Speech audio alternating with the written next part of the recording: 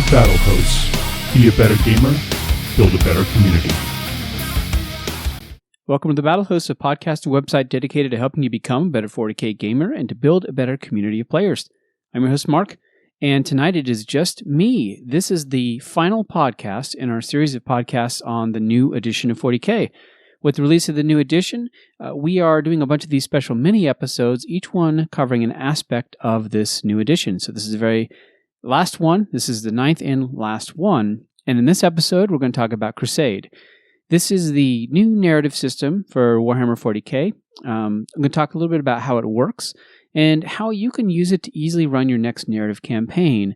I'm also going to preview a little bit about what we have planned for our own Crusade campaign. The Battlehost is going to create a Crusade campaign that all of you can take part in, and I'll talk a little bit about that toward the end of the episode. Be sure to check out all of our mini episodes, though, so you know all the changes with the new edition. By now, if you've purchased the rulebook, you're probably going through and you're looking through the rules, and maybe you even got a couple of games in, but hopefully these mini episodes will get a really good sense of exactly what has changed from 8th edition to now the current edition or the new edition of 40K. Let's talk about Crusade. Crusade is the new narrative system where the action really happens between missions. So what your army starts with is not what your army ends with. Most of the time, when you play 40K, you have a fresh army, a list, you created a list of units, you've got it all pulled together into your army, and you put it on the table, play the game is over, and essentially that's it. So there's nothing that really happens between missions, and every time you play, you're playing with a fresh army. Now, there are certain things that you can do. You can get relics, you can get warlord traits. There's certain things you can do to kind of to mimic the feel of customizability. So you might have a shield captain, for example, that has a different relic than another shield captain. But for the most part, your army is kind of generic right out of the book. With Crusade, your army changes and it evolves over time. And I think that's what's most exciting about it. In previous narrative campaigns that Games Workshop had created, they were really a series of missions.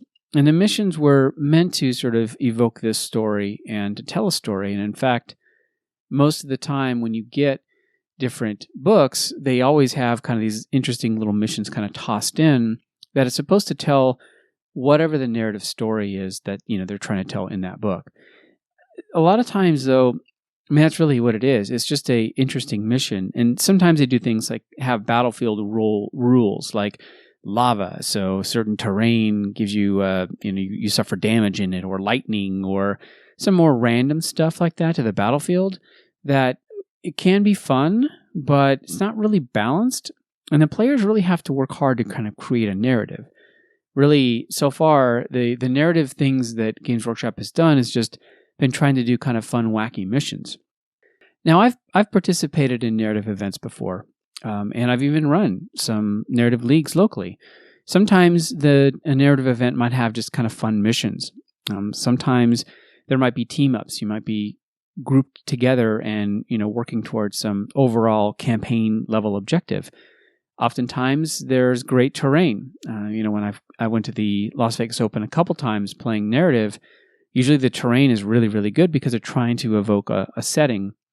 And in both of these, or all of these cases, the narrative part of it is what is happening on the battlefield. So in order to tell this narrative story, really the only real lever that all of these things pulled was, hey, here's this cool battlefield that you can play on, and here's a wacky mission, or here's this unique combination of things. But you're still playing the same game.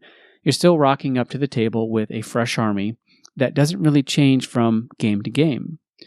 Running a narrative event, by the way, like I said, I've done it a couple of times. It's difficult, and it usually requires list checking because oftentimes you're trying to ensure things are balanced, and you're trying to create an environment where fun is emphasized over competitive play. You can do things like de-emphasize the best general, or you can give awards for best overall. You can do linked missions for global campaign, but oftentimes if you're going to run some kind of a narrative event, you're trying to make sure all the players are on the same page, because it only takes one player to take a really hyper-optimized competitive list to kind of throw things out of whack. And so that's some of the issues, I think, with narrative events is that it's very difficult to make sure all the players are kind of playing toward the same objective, the same goal. And it's really hard to create balanced missions that feel fair. It's not about necessarily feeling competitive. You just want players to feel like it's fair. The problem with all of this stuff is that winning is still a goal. You still want to win the game. You're not incentivized to not win beyond just wanting to have a good time, but that requires a certain mindset of the player. The great thing about Crusade, and what I like about it, is that win or lose, your army, and importantly, your units will change and evolve between games. You actually might be incentivized to pursue a specific agenda rather than just win the mission. So you might might lose the overall mission, but if you have certain agendas you've selected, which really are like secondaries in the match play missions, but if you selected a couple agendas, getting those or accomplishing that is probably in many cases more important than actually solving the primary mission. So you may lose the game, but it's okay though because your units are still evolving. You're still doing something in game. So the winning isn't the be-all end-all. And in fact, it's really the journey in this case with Crusade is really what is most paramount and was most important. So let's talk a little bit about how Crusade works. You start with a 50 power level force, and Crusade uses power level. This is your supply limit. And you have a order of battle sheet, and you can photocopy it from the actual rulebook. Or I think they sell a Crusade journal, but you don't really need that. But you have an order of battle, and it lists each of the units in your Crusade force, along with a battle tally and requisition points. So the battle tally and requisition points are kind of the thing that drives the Crusade. So once you start with your order of battle, 50 power level. You can swap units on and off your Crusade force, but once it is removed, it loses whatever it has gained. So really, you're incentivized to keep a Crusade force together for a while and play with it and watch your units on your order of battle change between missions. You can increase your supply limit. So right now, when you first start, you start with a 50 power level, but that doesn't necessarily mean you stay there. You can increase your supply limit, and basically you're increasing your power level limit. Now, I should point out too that Crusade, even though it works with power level, I know that a lot of people like points, and to me, I think either one, it doesn't really matter to me. Whatever it is you feel like, or most importantly, the players in your area appreciate. Personally, when we run our Battlehosts Crusade campaign, I'm going to have both power level and points, and basically whatever maximum or whatever limit you want to pick, just pick one and go with it. So in some cases, you might play somebody who is a power level player, in which case, okay, take power level. You may play a match play player, for example, who is very much into match play and is a points player. Then you can take your same Crusade force and play that player just using points. And so to me, I think it's nice to have both, that you can kind of swap back and forth depending on the kinds of games or the players you play. Because here's the thing about Crusade. As I mentioned, everything happens between games. That's the beauty of it. It doesn't really matter who you play. You basically say, hey, I like to play Crusade. They could play, as long as you're playing the same mission, then it all works out in the end. So it's all still a good time. You don't have to be necessarily even on the same page. So you may get your butt kicked by a really hyper-optimized list, but if you've accomplished a couple agendas, your units have evolved. So as long as you clear it ahead of time with your opponent may not even be a Crusade player, you can still play them with Crusade. You can swap units on and off your force, as I mentioned, but once you take it off, it kind of loses what it has. So when you set up your 50 power level force for the first time, really you're trying to create that core that's going to take your army forward through as many games as you plan on playing through Crusade.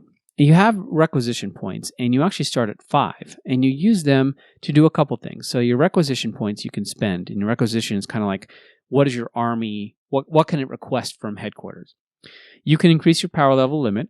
You can purchase warlord traits and relics. So the thing about a Crusade force is you don't come with warlord traits or relics. You have to buy them, which makes sense. You got to have them open the vault for you. You can't just pick them. You can increase the unit sizes. So let's say you have a unit of 5 intercessors. You want to go to 10. Well, you can increase that with requisition points. You can swap out weapons. You can swap out psychic powers. You can remove battle scars. We'll talk about battle scars in a minute. Or you can just add units to your order of battle.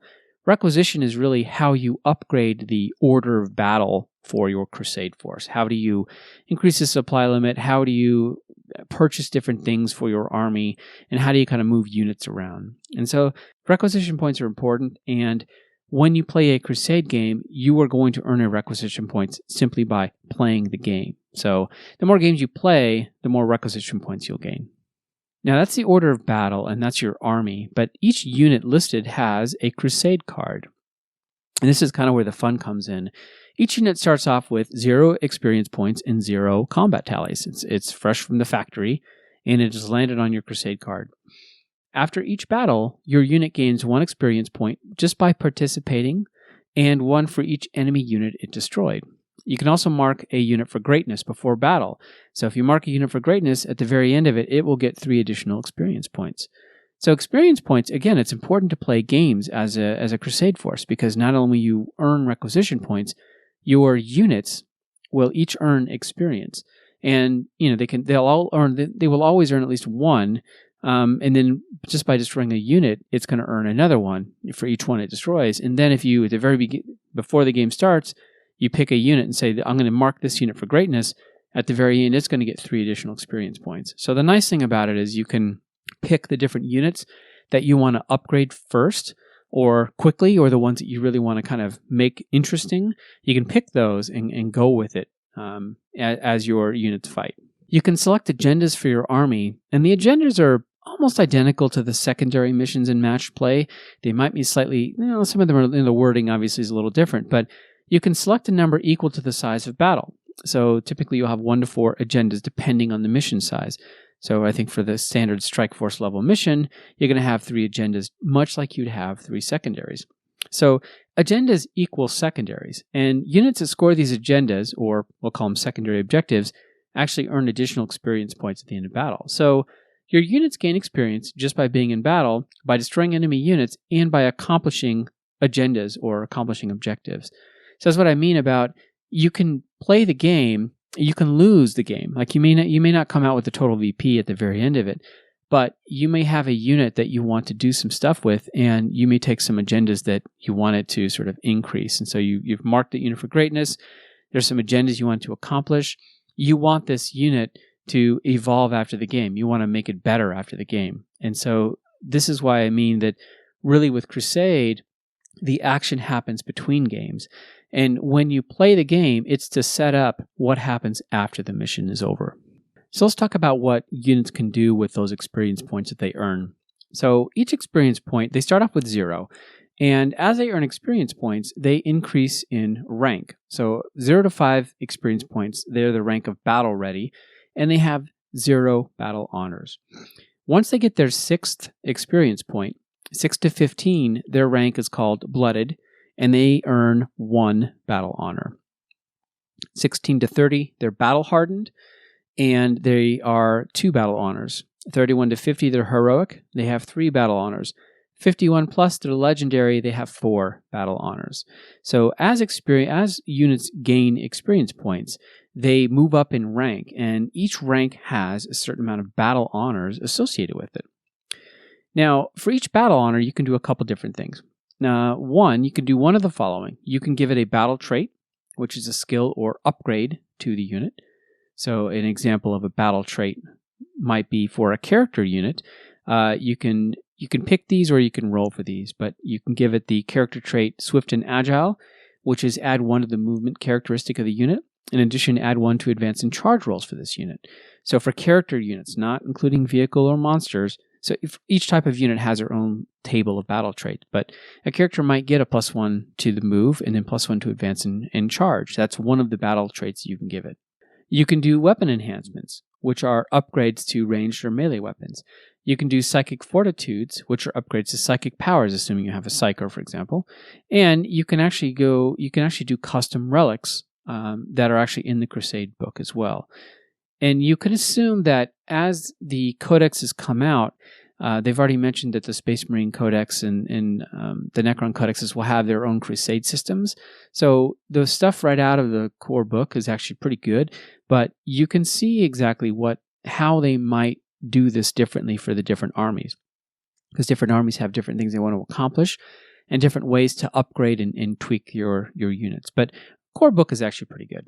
Between battle honors, you can upgrade your units, you can enhance the weapons, you can upgrade psychic power, or you can give it relics. And so one of the balancing pieces I like of Crusade is that when a unit gains a battle honor, it gains a Crusade point. Every battle honor increases a unit's Crusade point. So if it has, let's say it has reached the rank of legendary, for example, and which means it has over 50 experience points, it has 4 battle honors. It also has 4 Crusade points. So this unit is 4 Crusade points. If you look at all the Crusade points across all the units on your order of battle, that is the amount of Crusade points your Crusade army has. When you go to compare that to play another player, the person who has the least amount of Crusade points gets a number of command points equal to the difference. So let's say you have a player who's been playing Crusade for a couple months and plays it every week, and maybe they have 4 Crusade points because they have a couple units that have reached the blooded rank, so they have a battle honor each, and maybe they have one that has hit battle hardened and has 2. So let's say they have 4, maybe 5 Crusade points, and they're going to go play against somebody who's only been playing, once a month. Maybe they only have one unit that has hit the rank of blooded, so they only have 1 battle honor, so they only have 1 Crusade point. Because they have the lower amount of Crusade points, they actually get 3 additional command points to use in that game. So the cool thing about this is that you can always match armies based on power level. And you can also match armies based on points, however you want to use it. Doesn't really matter. You can match them based on those 2 things, or both at the same time, if you like. But then you can turn around and look at the Crusade number, and whatever that Crusade number is, that's kind of that's the other balancing piece of it. So somebody whose army has been through a lot of Crusades already, who has a lot of battle honors, the command point is always a great balancing factor. So Crusade armies don't have to be exactly the same. You don't have to match Crusade points. Your army can level up, or it can level up at a faster rate than another one's. That doesn't really matter though, because there's always this balance here. Now, after the battle is over, you talked about gaining requisition points, and then units gain experience points. Those experience points can translate into ranks, which translate into battle honors. But there's also the flip side of that. You have to roll for each unit that was destroyed in the game. On a 1, it fails what's called its out-of-action test, and either it loses D6 experience points, or suffers a battle scar, and its Crusade point drops by 1. So battle scars actually will drop your Crusade points. So you could have a unit that is hit, that has, let's say, 3 battle honors, right? And normally that would have 3 Crusade points. But if it suffers a battle scar, it would drop it to 2 Crusade points. Now, battle scars, I think, are really, really cool because this really gives units a lot of character. And so, again, it's much like the battle honors. You have different tables for character, monster, vehicle, or any other unit. So an example like a monster unit, you might roll a d6 and suffer a crippled limb, which means you must reroll hit rolls of 6 when resolving attacks made by monster models in this unit. That is a pretty significant battle scar, actually. And you can see how failing an out-of-action test could be pretty rough. I mean, you can lose d6 experience points, or you can have one of these battle scars. But rough in the sense of gameplay, but not rough in the sense of it's telling an interesting story about those units. And I think that's kind of the thing I really like about it, is I'm actually kind of excited to start rolling for these things, because then it makes the unit really unique. So, your units start off with a certain data slate with certain rules. As it gets battle honors and it suffers battle scars, it basically is changing. It's different. It's not the same as somebody whose unit that rolled off the assembly line basically and got put into battle. And I think that's what makes Crusade really, really cool. Now, you can spend requisition points to remove a battle scar, but you're going to have to increase the Crusade point again. You can have multiple scars too, but not the same one twice. So you could have a really beaten up unit. You can have a legendary unit that has several different battle scars on it, and maybe its Crusade is only, normally would have a 4 Crusade point unit, but it suffered 3 scars and now it's at 1 Crusade point. So it's really interesting how you can really tailor your units, both for good and bad. But the point of it is it's different and it's yours. And I think that's what I like the most about it. All right, now, before we're talking about what we're going to do with Crusade, let's hear a word from our sponsor, TraderA.com. If you're like most Warhammer players, you own a ton of models. At one time, you had big plans for these models, but now they just kind of sit, gathering dust, unused and unloved. It's time to clean out your closet of shame. Visit TraderA.com and get cash for your used models. Trader A is run by Captain A, someone who's been in the community a long time and has done a lot to grow the hobby. He's also a personal friend of the show. Unopened boxes, models on a sprue, half-built models, primed, painted, even bits have value. The process is simple. Send him a list of what you have, he'll send you a quote, you pack it up, send in your stuff, and he'll get you cash. You can shop around, but you're going to find that Trader A gives you 40% more than the other guys. You want it quick, you want to get rid of it, visit TraderA.com. Get cash to buy the stuff that you really want. TraderA.com. Sell your models and get your cash quick and easy. And we're back. Now, ever since we heard about Crusade, we knew that we wanted to run some kind of a Crusade campaign. We wanted the Battlehosts to host a Crusade campaign. Now, I've run narrative leagues before, locally, but I've never had a system that allowed players to play the game that they want to play. I've always had to look at lists ahead of time. I've always had to kind of tweak different things here and there. But with a Crusade system, the way it is set up and the benefits you get, whether you win, lose, or draw, really, I think, are what make it exciting. So here's what we're going to do. We're going to do a escalation campaign.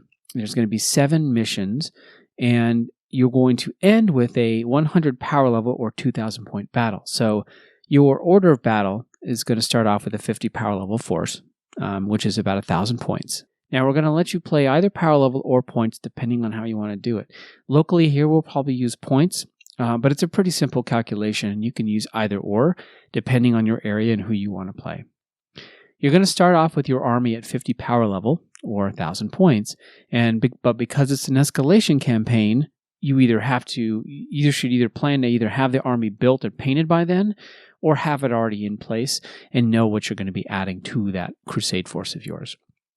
So it's going to start September 1st, and the first mission is going to go up then. And every 2 weeks, we're going to release another mission. And every month or so is going to be a different phase of the campaign. And with 7 missions, we'll be ending around December 15th. So it's going to be fall, winter Crusade campaign that we're going to be hosting here. Now we're starting with the story. We're going to have a Facebook group dedicated to the campaign, and everyone who wants to participate can join the Facebook group. The story, we know why everyone is there battling. We have a reason for why different factions across the universe can battle over this, whatever that thing is.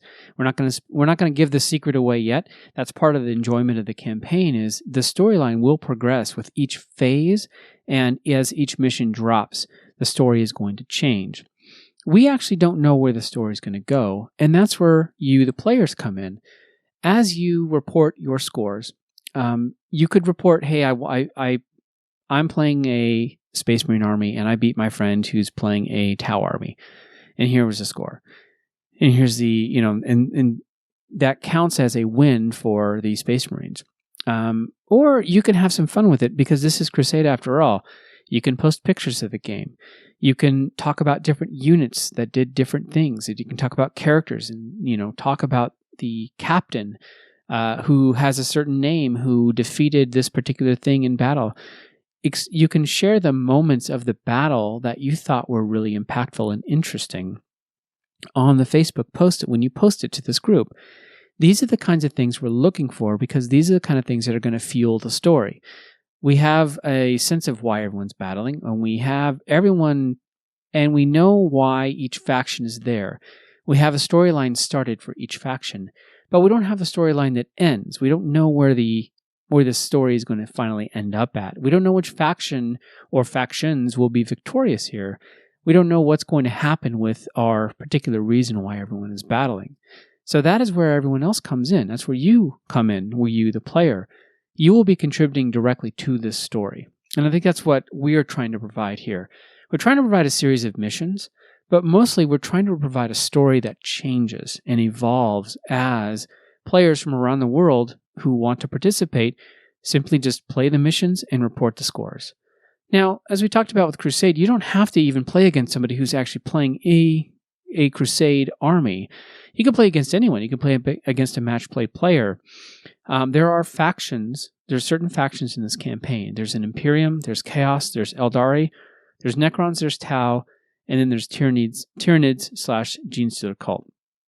As long as you're playing against somebody who's a different faction, it's fine. You can play against a single person for the entire all 7 missions, or you can play against different opponents.